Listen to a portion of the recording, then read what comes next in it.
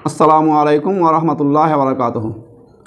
इन्नल हम्दुलिल्लाह वस्सलातु वस्सलामु अला मन ला नबिय्य बअदह व अला आलिहि व अस्हाबिहि अजमईन। औज़ु बिल्लाहि मिनश शैतानिर रजीम। बिस्मिल्लाहिर रहमानिर रहीम। अलम तरा इलल लज़ीना नफ़क़ू यक़ूलूना लिइख्वानिहिमुल्लज़ीना कफ़रू मिन अहलिल किताब लइन उख़रिजतुम लनुख़रुजन्न मअकुम वला नुतिउ फ़ीकुम अहदन अबदन व इन क़ुतिलतुम लनंसुरन्नकुम वल्लाहु यशहदु इन्नहुम लकाज़िबून। लइन उख़रिजू ला यख़रुजून मअहुम वला इन क़ुतिलू ला यंसुरूनहुम वला इन नसरूहुम ला युवल्लुन्नल अदबार सुम्मा ला यंसरून। लअंतुम अशद्दु रहबतन फ़ी सुदूरिहिम मिनल्लाह ज़ालिका बिअन्नहुम क़ौमुन ला यफ़क़हून। ला युक़ातिलूनकुम जमीअन इल्ला फ़ी क़ुरअन मुहस्सनतिन औ मिन वराइ जुदुर बअसुहुम बैनहुम शदीद तहसबुहुम जमीअन वक़ुलूबुहुम शत्ता ज़ालिका बिअन्नहुम क़ौमुन ला युक़िलून। कमसलिल लज़ीना मिन क़ब्लिहिम क़रीबन ज़ाक़ू वबला अमरिहिम वलहुम अज़ाबुन अलीम। कमसलिश शैतानि इज़ क़ाल लिल इंसानि कफ़ुर फलम्मा कफ़र क़ाल इन्नी बरीउन मिनका इन्नी अख़ाफ़ुल्लाह रब्बल आलमीन। फ़कान आक़िबतहुमा अन्नहुम फ़िन्नार ख़ालिदीन फ़ीहा व ज़ालिका जज़ाउज़ ज़ालिमीन। सम्मानित देश विदेशेर दर्शक श्रोता मंडली, যাবতীয় হাম প্রশংসা গুণগান মহান মালিক আল্লাহ রাব্বুল আলামিনের জন্য, যিনি আমাদেরকে কোরআনের এই ধারাবাহিক আলোচনায় অংশগ্রহণ করার তৌফিক দান করেছেন। মহান আল্লাহর দরবারে আমরা শুকরিয়া আদায় করছি, আলহামদুলিল্লাহ। অথবা দরুদ ও সালাম শান্তির ধারা বর্ষিত হোক শেষ নবী হযরত মুহাম্মদ মুস্তাফা সাল্লাল্লাহু আলাইহি সাল্লামের প্রতি। আল্লাহুম্মা সাল্লি আলাইহি আল্লাহুম্মা বারিক আলাইহি। আমরা সূরা আল হাসার ধারাবাহিকভাবে আলোচনা করছি। আজকে আমরা আলোচনা করব সূরা আল হাসারের 11 থেকে 17 নম্বর আয়াত পর্যন্ত। এর আগে আমরা দুটো পর্বে আলোচনা করেছি, 1 থেকে 5 আয়াত এবং 6 থেকে 10 আয়াত। এই বিগত পর্বগুলোতে যে সমস্ত বিষয়গুলো আলোচনা ছিল, বিগত পর্বে ফাই সম্পর্কিত আলোচনা করা হয়েছে। ফাই অর্থাৎ বিনা যুদ্ধে যে সমস্ত সম্পদ পাওয়া যায় সেই সম্পদগুলো কিভাবে বন্টন হবে সেই সম্পর্কে আলোচনা করা হয়েছে। দ্বিতীয় এই বিষয়ে আলোচনা ছিল মুহাজিরদের যে সম্মান এবং মর্যাদা। যে সমস্ত সাহাবা ইকরামরা হিজরত করে মদিনায় গিয়েছিলেন তাদেরকে বলা হয় মুহাজির। এই মুহাজিরদের সম্মান মর্যাদা সম্পর্কে এই সূরায় আলোচনা করা হয়েছে। তারপরে আলোচনা হয়েছে যে আনসারদের সম্পর্কে। মদিনায় যে সমস্ত মানুষ ইসলাম গ্রহণ করেছিল, এমনকি হিজরতের পূর্বেই ইসলাম গ্রহণ করেছিল, এই আনসারদের সম্পর্কে আলোচনা করা হয়েছে। আনসারদের মর্যাদা, আনসারদের গুরুত্ব সম্পর্কে বর্ণনা করা হয়েছে। অত্যন্ত গুরুত্বপূর্ণভাবে আলোচনা করা হয়েছে সূরা 10 নম্বর আয়াতে, সূরা আল হাসারের 10 নম্বর আয়াতে। সেখানে ঈমানের সাথে কিছু বিষয়কে সম্পর্কিত করা হয়েছে। বিষয়টা এরকম যে সমস্ত মানুষগুলো নিজেদেরকে ঈমান এবং মুসলমান দাবি করবে, তারা সেই সাহাবী যারা মুহাজির এবং আনসার এবং বদরি সাহাবী, তাদের সম্পর্কে তারা যেন সুধারণা পোষণ করে, তাদেরকে যেন তাদের দোয়াতে সামিল করে। যখনই মানুষ দোয়া করবে তখন তাদের দোয়াতে যেন সামিল করে, তাদের ক্ষমা প্রার্থনা করা হয়। আর তাদের বিষয়ে মনে কোনো রকমের হিংসা বিদ্বেষ তারা রাখবে না, সেটা বলা হয়েছিল। দোয়াতে সামিল করার কথা সেখানে 10 নম্বর আয়াতে বলা হয়েছিল যে যারা তাদের পরে এসেছে তারা বলে হে আমাদের রব, মানে পরে বলতে এই সাহাবা ইকরামদের পরে যে সমস্ত প্রজন্ম কিয়ামত পর্যন্ত মুসলমানরা থাকবে তারা তাদের দোয়াতে তাদেরকে যেন সামিল করে, হ্যাঁ আমাদের রব আমাদেরকে এবং ইমানের অগ্রগামী আমাদের ভাইদেরকে ক্ষমা করো, আমাদেরকে আর আমাদের অগ্রগামী ইমান আনা ভাইদেরকে ক্ষমা করো, তার সাথে মুমিনদের বিরুদ্ধে আমাদের অন্তরে কোনো হিংসা বা বিদ্বেষ রেখো না। হে আমাদের রব, আপনি তো দয়ার্দ্র ও পরম দয়ালু। তো তাদের দোয়াতে সামিল করার পর এবার আলোচনার টেবিলটা, আলোচনার মোড়টা আল্লাহ রাব্বুল আলামিন এখানে ঘুরিয়েছেন, একটু চেঞ্জ করেছেন। মুনাফিকদের সম্পর্কে এখানে আলোচনা করা হচ্ছে। আমরা জানি যে মুনাফিকদের যে আবির্ভাব মদিনায় ছিল, এই মুনাফিকদের প্রভাব ছিল গোপনে এবং তারা অত্যন্ত সুকৌশলে মুসলমানদেরকে ক্ষতি করার জন্য চেষ্টা করত। যখন মদিনার ইহুদিরা আল্লাহ নবী হযরত মুহাম্মদ মুস্তাফা সাল্লাল্লাহু আলাইহি সাল্লামকে হত্যার ষড়যন্ত্র করলেন, একটা প্রাচীরের তলায় বসালেন এবং প্রাচীরের উল্টো দিক থেকে বাড়ির উপর থেকে পাথর মেরে তাকে হত্যা করার পরিকল্পনা করলেন, আল্লাহ রাব্বুল আলামিন ফেরেশতা মারফত নবী করিম সাল্লাল্লাহু আলাইহি সাল্লামকে জানালেন। তিনি সেই জায়গা থেকে প্রস্থান করলেন এবং তাদের এই ঘৃণ্য কাজের জবাব হিসাবে তাদেরকে মদিনা থেকে বহিষ্কার করার সিদ্ধান্ত নিলেন। তখন সেই সময়কার মুনাফেক আব্দুল্লাহ ইবনে উবাই সেই ইহুদিদেরকে জানালেন যে আমরা তোমাদের পাশে আছি, আমার অধীনে 2000 যোদ্ধা আছে যারা তোমাদের পক্ষ হয়ে লড়াই করবে।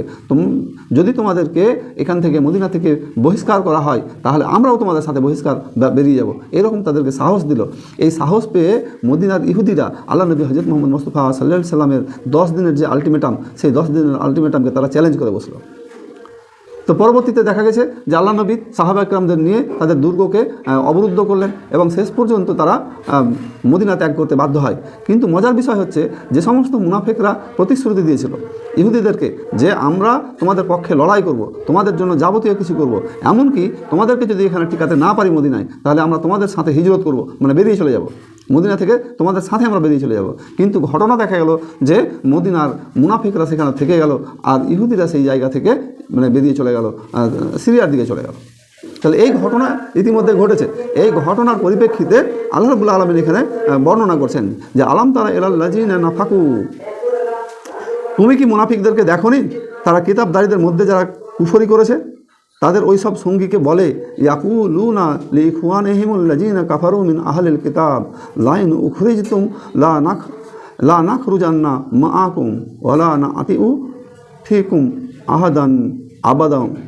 আল্লাহ রাব্বুল আলামিন বলছেন যে তুমি কি তাদের সাথে দেখোনি যে ওই সব সঙ্গীকে বলে যে তারা তাদেরকে বলেছে কি বলেছে যে তোমরা যদি বহিষ্কৃত হও তাহলে আমরা অবশ্যই তোমাদের সাথে দেশ ত্যাগ করব, তোমাদের সাথে হয়ে আমরা চলে যাব এবং আমরা তোমাদের ব্যাপারে কখনো কারো কথা মানব না, তোমাদের ব্যাপারে তোমাদের বিষয়ে আমরা কখনো কারো রকম কোনো কথা মানব না, তারা তাদেরকে বলেছে। তাহলে এই মুনাফিকরা তাদের সম্পর্কে বলেছে, ইহুদিদেরকে বলেছে যে আমরা তোমাদের পক্ষে আছি, তোমাদেরকে বহিষ্কৃত করা হলে তোমাদের সাথে আমরা বহিষ্কার হয়ে যাব, বেরিয়ে চলে যাব, আর তোমাদের ব্যাপারে অন্য কোনো কারো কথা আমরা শুনব না, এ কথা তারা বলেছে।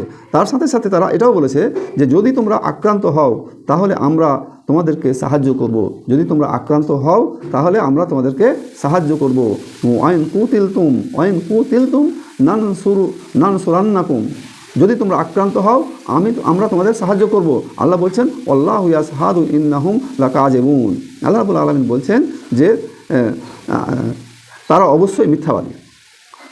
আল্লাহু ইয়াশহাদু ইন্নাহুম লাকাযিবুন, তারা তাদের কথায় অবশ্যই মিথ্যাবাদী, তারা এই মিথ্যা প্রতিশ্রুতি তাদের সাথে করেছিল।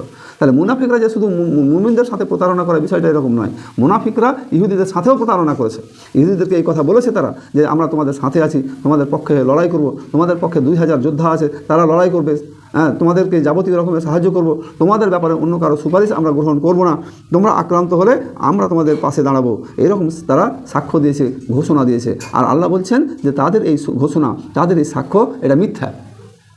পরবর্তীতে যখন তাদেরকে নির্বাসন করে দেওয়া হলো মদিনা থেকে, তখন দেখা গেল শুধুমাত্র ইহুদিরা নির্বাসিত হলো, মদিনায় মুনাফিকরা সেখানে থেকে গেল। তাদের এই বৈশিষ্ট্য বর্ণনা করা হচ্ছে।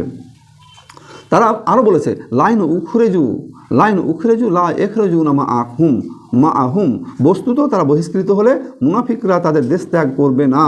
আল্লাহ বলছেন যে তারা মিথ্যা প্রতিশ্রুতি দিয়েছে, তাদেরকে যদি ইহুদিদেরকে যদি বহিষ্কার করা হয়, তাদের বলতে ইহুদিদের, তাহলে মুনাফিকরা তাদের সাথে দেশ ত্যাগ করবে না, তারা তাদেরকে মিথ্যা প্রতিশ্রুতি দিয়েছে। লাইন কুতিলু লা ইয়ানসুরু নাহুম, বরং তারা আক্রান্ত হলে তাদেরকে সাহায্য করবে না। স্পষ্ট করে আল্লাহ জানিয়ে দিলেন যে তারা যদি আক্রান্ত হয়, ইহুদিরা আক্রান্ত হয়, তারা সাহায্য করবে না, অর্থাৎ মুনাফিকরা তাদেরকে সাহায্য করবে না। তাদের ব্যাপারে কোরআনের আয়াত দিয়ে এ নাজিল করা হচ্ছে। তারপরে বলা হচ্ছে অলাইন নাসারু ওয়াহুম লা ইউআল্লুল ওয়ায়ু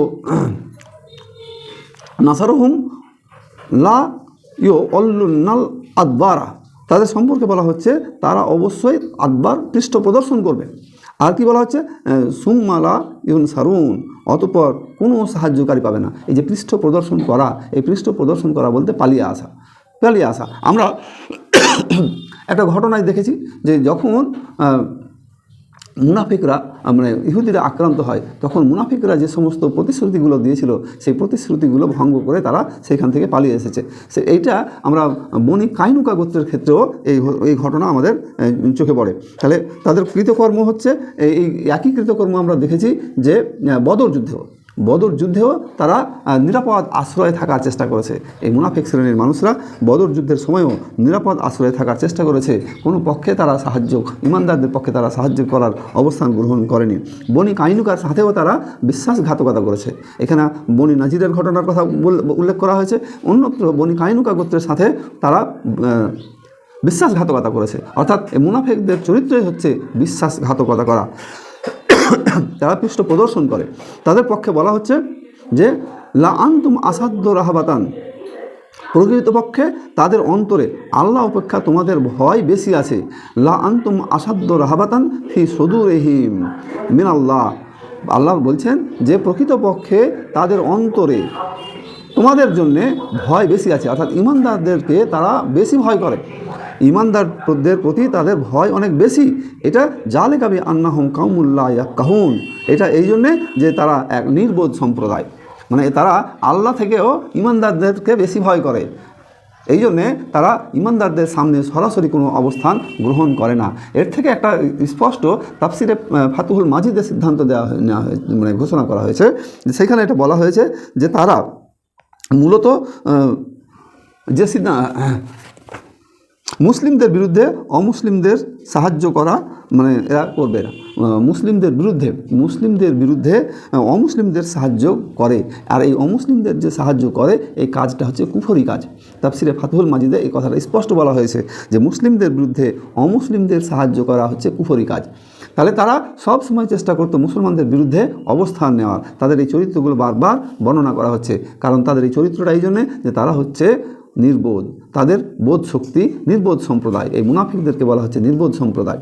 আর ইহুদিরা তো পথভ্রষ্ট জাতি, লানতপ্রাপ্ত জাতি, তারা যুগে যুগে কালে কালে নবীদের সঙ্গে প্রতারণা করেছে, নবীদের হত্যা করার চেষ্টা করা হয়েছে, নবীদেরকে দেশ থেকে তাড়ানোর চেষ্টা করেছে, বহিষ্কার করার চেষ্টা করেছে, জীবন সংশয়ের মধ্যে বারবার ফেলার চেষ্টা করেছে এই ইহুদি সম্প্রদায়ের লোকেরা। তাদের এই কথাগুলো বলা হচ্ছে। আমরা যদি দেখি যে কোরআন মাজিদে ইহুদিদের সম্পর্কে আরও অনেক আলোচনা করা হয়েছে। এই আলোচনার বিষয়বস্তুগুলো সূরা বাকারায় ইহুদিদের বৈশিষ্ট্য বর্ণনা করতে গিয়ে এখানে অনেকগুলো বৈশিষ্ট্য আল্লাহ রাব্বুল আলামিন বর্ণনা করেছেন। এই বৈশিষ্ট্যগুলোর মধ্যে এরকম বলা হয়েছে, সূরা বাকারার 8 নম্বর আয়াতে বলা হয়েছে যে আল্লাযী, তাদের যে বৈশিষ্ট্য সম্পর্কে বলতে গিয়ে বলা হয়েছে অমিনান নাসি মান ইয়াকুলু আমান্না বিল্লাহ ওয়া বিল ইয়াউমিল আখির ওয়া মা হুম বিমুমিনিন, মানুষের মধ্যে এমন লোক আছে, এই মুনাফিকদেরকে টার্গেট করে বলা হচ্ছে যে মানুষের মধ্যে এমন লোক আছে যারা বলে যে আমরা আল্লাহ এবং পরকালকে বিশ্বাস করি, কিন্তু তারা প্রকৃত বিশ্বাসী নয়। ওয়ামা হুম বিমুমিনিন, তারা প্রকৃত বিশ্বাসী নয়। তাদের কাজটা কি? তাদের কাজ হচ্ছে ইউখাদিউনা আল্লাহ ওয়াল্লাযিনা আমানু ওমা ইয়াকদাউনা ইল্লা আনফুসাহুম ওমা ইয়াশউরুন, তাদের কাজ হচ্ছে তারা আল্লাহ এবং বিশ্বাসীদেরকে প্রতারিত করতে চায়, আল্লাহ এবং বিশ্বাসী ইমানদার লোকেদেরকে তারা প্রতারিত করতে চায়, অথচ তারা নিজেদের ভিন্ন কাউকে প্রতারিত করে না, অর্থাৎ তারা নিজেরাই প্রতারিত হয়। এটা তারা বুঝতে পারে না। ওমা ইয়াশউরুন, এটা তারা বুঝতে পারে না। তারা যে নিজেরাই নিজেদেরকে ঠকাচ্ছে, নিজেরাই নিজেদের সঙ্গে প্রতারণা করছে, এইটা তারা বুঝতে পারে না। এই সমস্ত চরিত্রগুলো মুনাফিকদের সম্পর্কে আল্লাহ রাব্বুল আলামিন পরপর কোরআন মাজিদে বর্ণনা করেছেন। তারপরে বলা হয়, আল্লাহ রাব্বুল আলামিন বলছেন যে এটা কলে কেন, তাদের এই ব্যাখ্যাগুলো দেওয়া হচ্ছে যে ফি কুলুবিহিম মারাজুন ফাজাদাহুমুল্লাহু মারাজান ওয়ালাহুম আযাবুন আলিম বিমা কানু ইয়াকজিবুন, আল্লাহ বলছেন যে তাদের অন্তরে ব্যাধি আছে, আর এই ব্যাধিটাকে বলা হচ্ছে নেফাকের রোগ বা মুনাফিকি রোগ। এই মুনাফিকি রোগ তাদের অন্তরে আছে এবং আল্লাহ তাদের এই রোগকে আরও বাড়িয়ে দেন। ফাজাদাহুমুল্লাহু মারাজান, আল্লাহ তাদের এই রোগকে বৃদ্ধি করেন। ওয়ালাহুম আযাবুন আলিম, তাদের জন্য রয়েছে ভয়ঙ্কর কষ্টদায়ক শাস্তি, কারণ বেমা কানু ইয়াকজিবুন, তারা হচ্ছে মিথ্যাবাদী। তারা মিথ্যাবাদী। এটা হচ্ছে প্রকৃতপক্ষে কারণ। এই মিথ্যাবাদী হওয়ার কারণে তাদের অন্তরে নেফাকের রোগ সৃষ্টি হয়ে যায়। তাহলে এর থেকে বোঝা যায় যে সমস্ত মানুষগুলো বারবার মিথ্যার আশ্রয় নেয়, মিথ্যা কথা বলে, তাদের অন্তরে নেফাক বা মুনাফিকের রোগ সৃষ্টি হয়ে যায়। তাদের বৈশিষ্ট্য বলতে গিয়ে বলা হয়েছে যে ওয়াইজা কিল আলহম লা তুফসিদু ফিল আরজ কালু ইন্নামা নাহনু মুসলিহুন। তাদের সম্পর্কে বলা হচ্ছে, যখন এই মুনাফিকদেরকে বলা হয় যে তোমরা পৃথিবীতে বিশৃঙ্খলা তৈরি করো না, যখন তাদেরকে বলা হয় যে পৃথিবীতে তোমরা বিশৃঙ্খলা তৈরি করো না, সৃষ্টি করো না, তখন তারা বলে যে কালু ইন্নামা নাহনু মুসলিহুন, আমরা তো সংশোধনকারী, আমরা মানুষের শুধুমাত্র সংশোধন করতে চাই, আমরা মানুষের সংশোধনকারী। তাদের ব্যাপারে আল্লাহ রাব্বুল আলামিন বলছেন আলা, সাবধান, আলা ইন্নাহুম হুমুল মুফসিদুনা ওয়ালাকিন লা ইয়াশউরুন, সাবধান, এরাই হচ্ছে আসল প্রকৃতপক্ষে অশান্তি সৃষ্টিকারী, বাধা বিঘ্ন সৃষ্টিকারী, পৃথিবীতে ফাহেসা কাজের সৃষ্টিকারী এরাই। এখানে যে অশান্তি সৃষ্টি করার কথা বলা হচ্ছে, অশান্তি যত রকমের ভাবে হতে পারে। আমরা যদি বাস্তবিক পৃথিবীর দিকে তাকাই, তাহলে এই যে যুদ্ধ অবস্থা চলছে, যুদ্ধ চলছে বিশ্বে, তাহলে এই বিশ্বের যুদ্ধের চলার মূল কারিগরি হচ্ছে ইসরায়েল, ইহুদি রাষ্ট্র। এরা এই ইহুদিরা যে যুদ্ধ খেলাটা শুরু করছে, এই যুদ্ধ খেলা শুরুর জন্য পেছন থেকে যে মদত পাচ্ছে মুনাফিক শ্রেণীর লোকেদের, তারা প্রত্যক্ষভাবে মদত পাচ্ছে, জায়গা পাচ্ছে ব্যবহার করতে, ক্যাম্প করার জন্য জায়গা পাচ্ছে, ক্যাম্প থেকে মুসলিম কান্ট্রিগুলোতে হামলা করার জন্য জায়গা পাচ্ছে। এই যে বৈশিষ্ট্যগুলো, এই মুনাফিকরা তাদের এই বৈশিষ্ট্যগুলোর মাধ্যমে অন্যদেরকে সাহায্য করে, ইহুদিদেরকে সাহায্য করে, নাসারা খ্রিস্টানদেরকে সাহায্য করে। এ হচ্ছে তাদের বৈশিষ্ট্য। এদের ব্যাপারে আল্লাহ রাব্বুল আলামিন বলছেন যে সাবধান। তাদেরকে যখন বলা হয় যে তোমরা প্রকৃতপক্ষে ঈমান নিয়ে আসো, যেভাবে লোকেরা ঈমান নিয়ে আসে, যে সেইভাবে ঈমান নিয়ে আসো, তখন তারা বলে যে আমরা কি নির্বোধদের মতো ঈমান নিয়ে আসবো? ওয়াইজা কিলা লাহুম আমিনু কামা আমানান নাস, যখন তাদেরকে বলা হয় যে তোমরা ঈমান নিয়ে আসো, যেভাবে মানুষেরা ঈমান নিয়ে এসেছে, অন্যান্য মানুষেরা ঈমান নিয়ে এসেছে, সেভাবে ঈমান নিয়ে আসো, তখন তারা বলে কালু আনুমেনো কামা আমানাস সুফাহাও, আমরা কি ওই নির্বোধদের মতো ঈমান নিয়ে আসবো? অর্থাৎ প্রকৃত ঈমানদারদেরকে তারা নির্বোধ বলে সম্বোধন করে। তারপরে বলা হয় আলা ইন্নাহুম হুমাস সুফাহাও ওয়ালাকিন লা ইয়ালামুন, আসলে এরাই হচ্ছে প্রকৃতপক্ষে নির্বোধ। আল্লাহ বলছেন যে এরাই হচ্ছে প্রকৃতপক্ষে নির্বোধ, অথচ তারা এই বিষয়টা জানে না। তাদের সম্পর্কে এই কোরআনের একবারে সুন্দর করে অনেকগুলো বর্ণনা এখানে দেওয়া হলো। এই বর্ণনাগুলোর সাথে সূরা হাসরের এই যে মুনাফিকদের যে বৈশিষ্ট্যের কথা, এই বৈশিষ্ট্যগুলো পর সাজালে দেখা যায় যে প্রকৃতপক্ষে মুনাফিকরা হচ্ছে এক নাফারমান বান্দা, আল্লাহর নাফারমান বান্দা। এরা মিথ্যাবাদী, এদের কথা এবং কাজ এক নয়। এরা সব সময় ইসলামের যেন তেন প্রকারের ক্ষতি করার তারা চেষ্টা করেছে। তাদের সম্পর্কে আরও বলা হচ্ছে, সূরা হাসরের 14 নম্বর আয়াতে বলা হয়েছে যে লা ইয়াকাতিলুনাকুম জামিয়া, তারা সবাই সমবেতভাবে তোমাদের বিরুদ্ধে যুদ্ধ করতে সমর্থ হবে না। মানে এই মুনাফিক শ্রেণীদের সম্পর্কে বলা হয়েছে যে এরা তোমাদের সামনে সরাসরি লড়াইয়ের ময়দানে, যুদ্ধের ময়দানে হাজির হবে না। মুনাফিকরা সরাসরি লড়াইয়ের ময়দানে আসবে না, এদের কাজই হচ্ছে ভিতর মানুষের ক্ষতি করা। তারপরে বলছে ইল্লাফি কুরাম মুহাসানাতিন আউমিন ওরা এ যদু, তাদের সম্পর্কে বলা হচ্ছে যে কিন্তু এরা যদি সুরক্ষিত জনপদের আভ্যন্তরে থাকে, যদি কোনো সুরক্ষিত জায়গায় থাকে অথবা কোনো দুর্গের মধ্যে থাকে, দুর্গের প্রাচীরের অন্তরালে থাকে, পরস্পরের মধ্যে তাদের প্রচণ্ড যুদ্ধ, তাদের মধ্যে পরস্পরের মধ্যে তাদের যুদ্ধ প্রচণ্ড, তুমি কি মনে করেছো যে তারা ঐক্যবদ্ধ? এরা যদি কোনো আভ্যন্তরীণ অবস্থাতেও থাকে তাহলেও তাদের মধ্যে একটা প্রচণ্ড মনোমালিন্য, প্রচণ্ড চাপানোতর অবস্থা সবসময় বিরাজ করে। তুমি কি মনে করেছো, আল্লাহ বলছেন যে তাহাসাবাহুম জামিয়া, তুমি কি মনে করেছো যে তারা ঐক্যবদ্ধ? অকালু বহুম সত্তা, তাদের সম্পর্কে বলা হয়েছে যে তাদের মনে মিল নেই। জালিকা বিআন্নাহুম কাউমুল্লা ইয়াকিলুন, কারণ তারা হচ্ছে এক নির্বোধ জাতীয় সম্প্রদায়।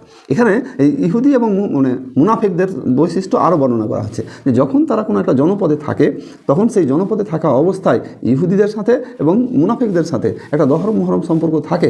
কিন্তু আল্লাহ বলছেন যে তোমরা কি মনে করেছো যে তারা সব সময় ঐক্যবদ্ধ? না, আল্লাহ রাব্বুল আলামিন বলছেন যে তারা সব ঐক্যবদ্ধ, বিষয়টা এরকম নয়। তাদের মধ্যে মনোমালিন্য, তাদের মধ্যে ফাটল অনেক বেশি। তারা শুধুমাত্র একত্রিত হয় স্বার্থের কারণে, স্বার্থ শেষ হলেই তারা সেই স্বার্থ শেষ হয়ে যায়, তাদের ঐক্য শেষ হয়ে যায়। আর ইমানদাররা ঐক্যবদ্ধ হয়, ইমানদাররা একত্রিত হয় কোনো ব্যক্তিগত স্বার্থের জন্য নয়, বরং আল্লাহকে খুশি করার জন্য। তাহলে এই দুটোর মাপকাঠি এখানে পরিষ্কার করে দেওয়া হলো যে একদিকে ইমানদার লোকেরা, তাদের মাপকাঠি হচ্ছে, মানদণ্ড হচ্ছে আল্লাহকে খুশি করা, আল্লাহকে সন্তুষ্টি অর্জন করা আল্লাহর। আর অপরদিকে তারা তাদের স্বার্থকে কেন্দ্র করে তারা মিলিত হয়, স্বার্থকে কেন্দ্র করে আলাপ আলোচনা করে, স্বার্থকে কেন্দ্র করে তাদের মধ্যে ঐক্য হয়। কিন্তু এই ঐক্যটা সামান্যতেই বিনষ্ট হয়ে যায়, এই ঐক্য তাদের স্থায়ী থাকে না।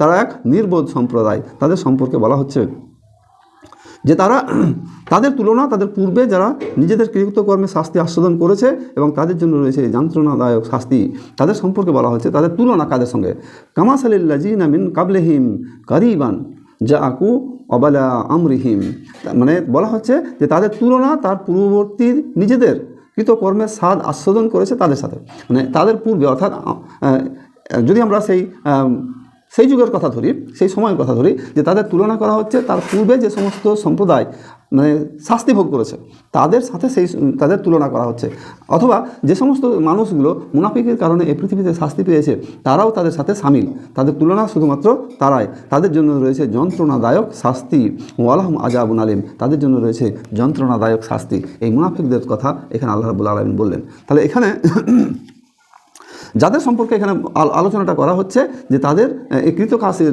দরুন তারা শাস্তি পেয়েছে, এই শাস্তির একটা উদাহরণ বদর যুদ্ধে হতে পারে।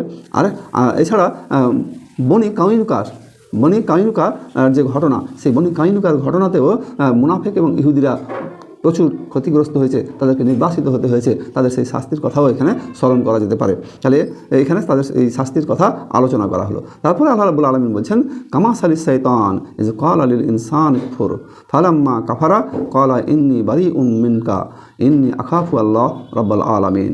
তাদের তুলনা হচ্ছে শয়তানের মতো, যখন সে মানুষকে বলে কুফরি করো, অতঃপর যখন সে কুফর হয়ে যায় তখন শয়তান বলে তোমার সাথে আমার কোনো সম্পর্ক নেই, তোমার সাথে আমার কোনো সম্পর্ক নেই, বরং আমি জগৎসমূহের প্রতিপালক আল্লাহকে ভয় করি। এখানে তাদের তুলনা দেওয়া হচ্ছে শয়তানের সাথে। এই যে মুনাফিকদের তুলনা দেওয়া হলো শয়তানের সাথে। শয়তান কি করে? শয়তান সাধারণত মানুষকে প্ররোচিত করে একটা খারাপ কাজে, তার খারাপ কাজটাকে তার সামনে উজ্জ্বলভাবে, চকচকেভাবে, সুন্দরভাবে, মনোরমভাবে, আকর্ষণীয়ভাবে তার সামনে পেশ করে। এই আকর্ষণীয়ভাবে পেশ করা বিষয়টিকে যখন সম্পূর্ণ হয়ে যায়, অর্থাৎ পাপের কাজটা যখন সম্পূর্ণ হয়ে যায়, তখন শয়তান সেখান থেকে কেটে পড়ে। তখন শয়তান তাকে বলে যে আমি আর তোমার সাথে নেই, আমি আর তোমার সাথে নেই। এই জন্য দেখা যায় মানুষ যখন পাপ করেই বসে, করা হয়ে যায়, তখন তারপরে সে অত্যন্ত আফসোস করে যে এই কাজটা করে দিলাম, এই কাজটা না করলে ভালো হতো বা করা উচিত হলো না, মানুষ তখন পস্তাতে শুরু করে, কিন্তু ততক্ষণাৎ সে কাজটা হয়ে গেছে। এই সম্পর্কে তাফসীর ইবনে কাসিরে 3টে ঘটনা বর্ণনা করা হয়েছে, যে শয়তান মানুষকে কিভাবে প্ররোচিত করে সেই সম্পর্কে 3টে ঘটনা তাফসীর ইবনে কাসিরে বর্ণনা করা হয়েছে। ঘটনা 1, এই ঘটনার 1 নম্বর ঘটনাটা হযরত আব্দুল্লাহ ইবনে নাহিক রাদিয়াল্লাহু তাআলা আনহু শুনেছেন হযরত আলী রাদিয়াল্লাহু তাআলা আনহুর কাছ থেকে। হযরত আলী রাদিয়াল্লাহু তাআলা আনহুর কাছ থেকে শুনেছেন যে বনী ইসরাইল কওমের মধ্যে একজন মানুষ ছিল যে 60 বছর যাবৎ আল্লাহর ইবাদত করত। 60 বছর যাবৎ একটানা আল্লাহর ইবাদত করেছে। সেই ব্যক্তিকে, সেই আবেদকে শয়তান কোনো রকমেই পথভ্রষ্ট করতে পারছে না। তো এই যে কোনো রকমভাবেই পথভ্রষ্ট করতে পারছে না, তাকে পথভ্রষ্ট করার জন্য সে একটা মহিলার উপরে জিনের রূপে সাওয়ার হলো এবং সেই মহিলার ভাইদেরকে বলল যে অমুক জায়গায় একজন আবেদ আছে, তার কাছে নিয়ে গেলে সে যদি চিকিৎসা করে, ঝাড়ফুঁক করে, তাহলে এর রোগ সেরে যাবে। তার ভাইরা সেই মেয়েকে সেখানে দিয়ে এলো, সেখানে চিকিৎসার জন্য থাকলো এবং শয়তানের প্ররোচনায়, শয়তানের অসুয়াশায় সেই ব্যক্তি, সেই আবেদ 60 বছর ধরে যিনি একটানা ইবাদত করছিলেন, তিনি সেই মহিলার সঙ্গে কুকর্ম করে বসলেন। তো ওই সময় শয়তান আবার মানুষের রূপ ধরে তার কাছে গেছে এবং সে আবেদকে বললো যে আপনি তো মহাপাপের কাজ করে দিয়েছেন, এখন আপনাকে বাঁচাবে কে? তখন সে আবেদকে প্ররোচিত করলো যে এই মহিলাকে, যে যার সঙ্গে কুকর্ম করা হয়েছে, সে তো গর্ভবতী হয়ে যাবে, তাকে আপনি হত্যা করেন। শয়তানের প্ররোচনায় সে তাকে হত্যা করে এক নিরিবিলি জায়গায় জঙ্গলে পুঁতে দিয়ে আসলো। এইদিকে শয়তান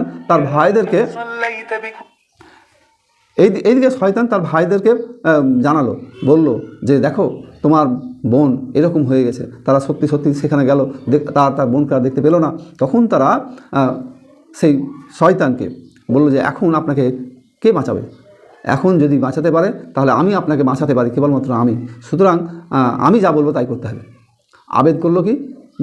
সম্মত হলো যে ঠিক আছে, আপনি যখন আমাকে রক্ষা করবেন, বাঁচাবেন, তখন আপনি আমাকে বলেন কি করতে হবে। তখন সে বলল যে আপনি আমাকে সিজদা করেন। তাহলে আবেদ তাতে সম্মত হলো এবং শয়তান, মানুষরূপী শয়তানকে সে সিজদা করলো এবং যখন সিজদা করা হয়ে গেল তখন সে সেখান থেকে পালিয়ে গেল এবং তাকে বলল যে আপনার সাথে আমার কোনো সম্পর্ক নেই। এবং চারিদিক থেকে লোক এসে তাকে তখন সেই আবেদকে তখন তার কৃতকর্মের জন্য শাস্তি দিল। তাহলে এখানে বোঝা যায় যে শয়তান মানুষকে এইভাবে প্ররোচিত করে এবং প্ররোচিত করার পর যখন সেই পাপের কাজটা সংগঠিত হয়ে যায়, শয়তান তখন সেইখান থেকে কেটে পড়ে। এখানে মুনাফিকদের উদাহরণটা সেই শয়তানের সাথে দেওয়া হয়েছে।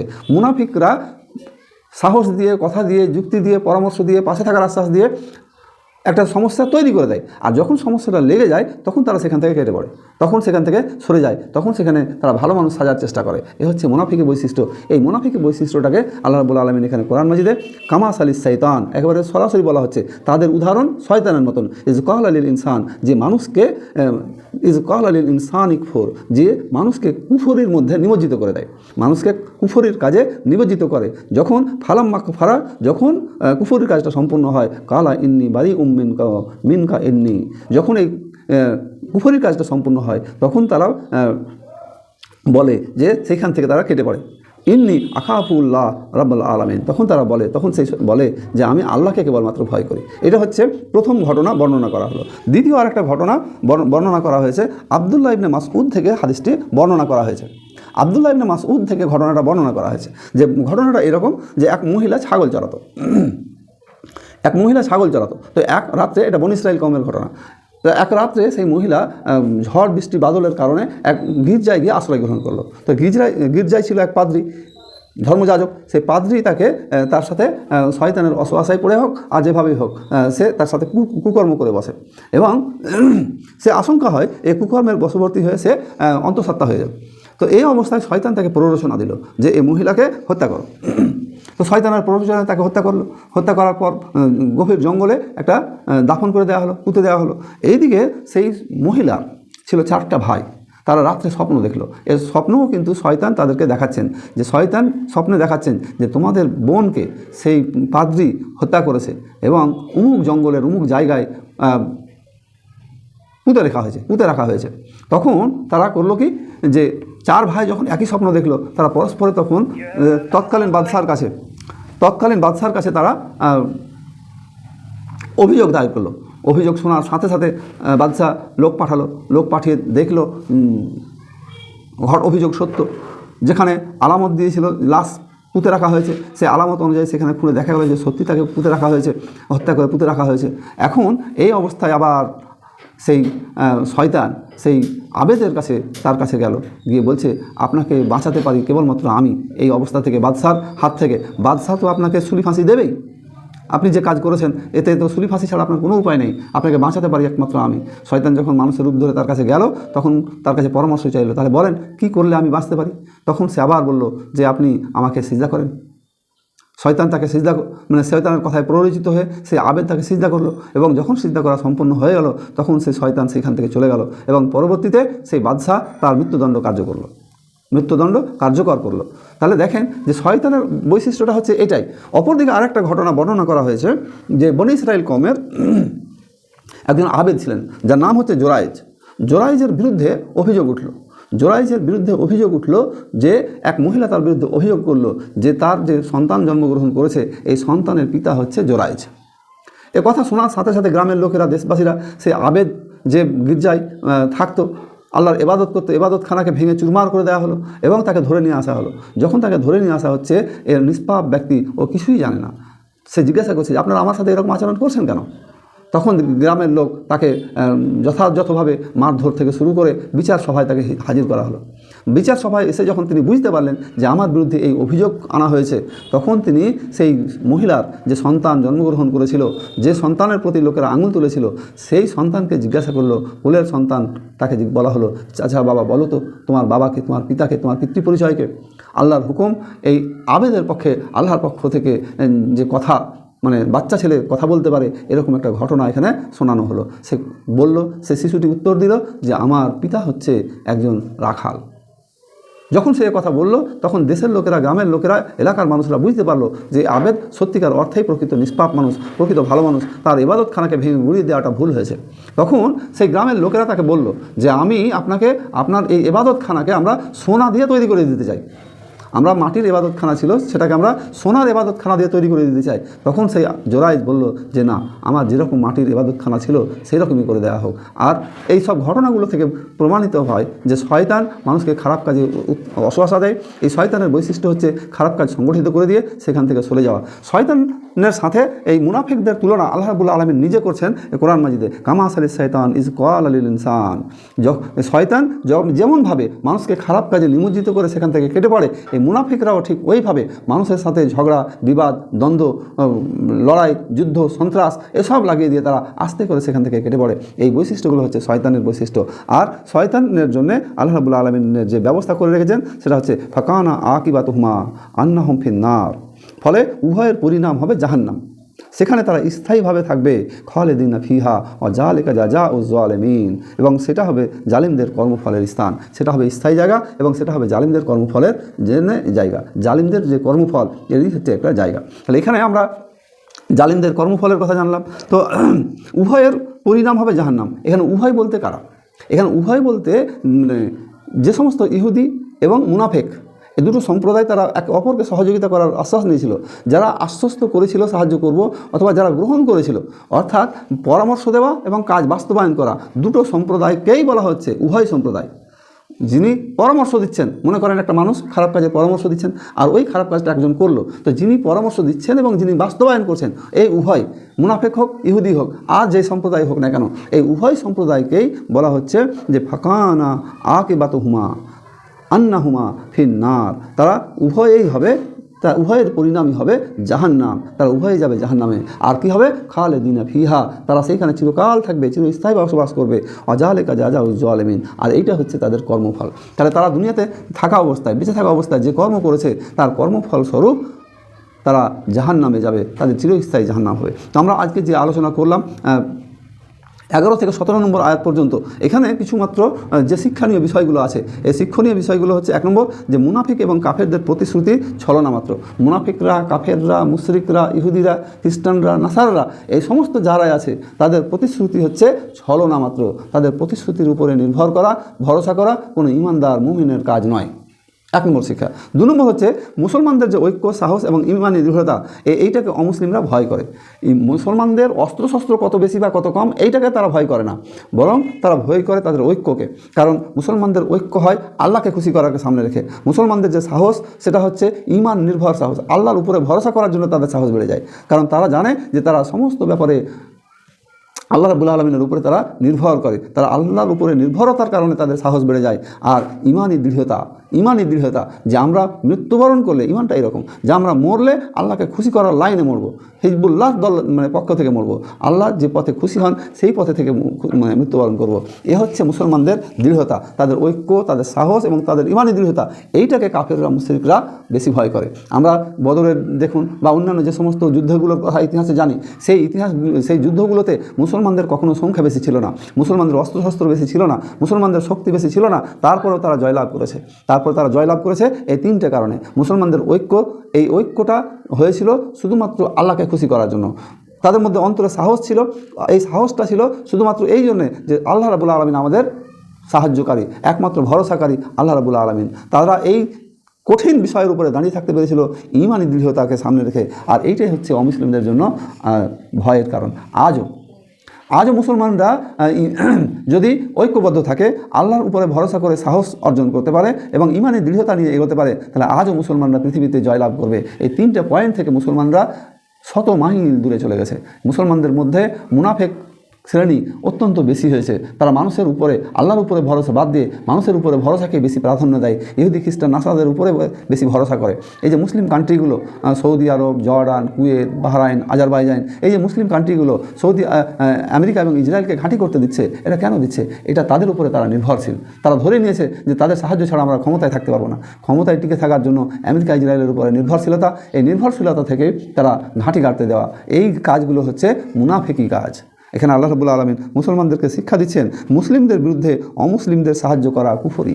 কোনো মানুষ যদি মুসলমানদের বিরুদ্ধে অমুসলিমদেরকে সাহায্য করে, মুসলমানের বিরুদ্ধে অমুসলিমদেরকে সাহায্য করে, তাহলে এই কাজটা হচ্ছে কুফরি কাজ। আর যারা করে তারা কাফের হয়ে যায়। যারা করে এই কাজ তারা কাফের হয়ে যায়। এই কাজটা হচ্ছে কুফরির কাজ। যারা কুফরি করে এবং কুফরির পথে যারা দেখায়, উভয়ই জাহান্নামী।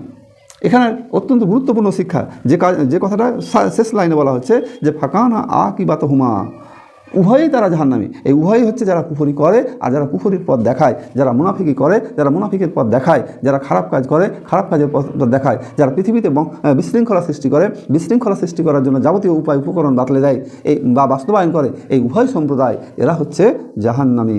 এদের উভয়ের স্থান হবে জাহান্নাম। অমুসলিমদের বাহ্যিকভাবে আরেকটা গুরুত্বপূর্ণ টপিকস এখানে তুলে ধরা হয়েছে যে অমুসলিমদেরকে বাহ্যিকভাবে দেখে মনে হয় যে তারা ঐক্যবদ্ধ। তাহলে বাহ্যিকভাবে যদি তাদেরকে দেখে মনেও হয় যে তারা ঐক্যবদ্ধ, আসলে তারা ঐক্যবদ্ধ নয়, আসলে তারা ছিন্ন ভিন্ন। তারা একত্রিত হয় শুধুমাত্র স্বার্থের কারণে। যতক্ষণ স্বার্থ ততক্ষণ তারা ঠিক আছে, স্বার্থের কম বেশি হলেই সেখানে তাদের বিহর তৈরি হয়, বিশৃঙ্খলা তৈরি হয়, তাদের নিজেদের মধ্যে অনৈক্য তৈরি হয়। আরেকটা কথা, যখন আল্লাহ রাব্বুল আলামিন বলছেন যে তারা দুর্বল, তারা বিচ্ছিন্ন, তখন ইমানদারদের এই জায়গায় আরও শক্তি বেড়ে যায়, মনোবল বেড়ে যায় যে আল্লাহ রাব্বুল আলামিন যা বলেন সেই কথা হচ্ছে সত্য কথা, হক কথা। আল্লাহ রাব্বুল আলামিনের সত্য থেকে, কথা থেকে আর কোনো পৃথিবীর মানুষের কথা সত্য হতে পারে না। তাহলে আমরা পৃথিবীতে বেঁচে থাকা অবস্থায় আমরা যেখানেই থাকি না কেন, আমাদের মধ্যে প্রথমত যেটা দরকার, মুসলিমদের মধ্যে ঐক্য, মুসলিমদের মধ্যে ইউনিটি থাকা দরকার, মুসলিমদের বুকে সাহস থাকা দরকার, মুসলিমদের ইমানি দৃঢ়তা থাকা দরকার। এই ইমানি দৃঢ়তা, এই সাহস এবং এই ঐক্য সম্মিলিতভাবে অর্জন করলে, এই সম্মিলিত অর্জনের ফলে মুসলমানরা যে কোনো বাধা বিপদকে টপকাতে পারবে। এই সাহস যখন তৈরি হবে তখন আল্লাহর উপরে ভরসা করে তারা প্রযুক্তি বিজ্ঞানে অগ্রসর হওয়ার চেষ্টা করবে।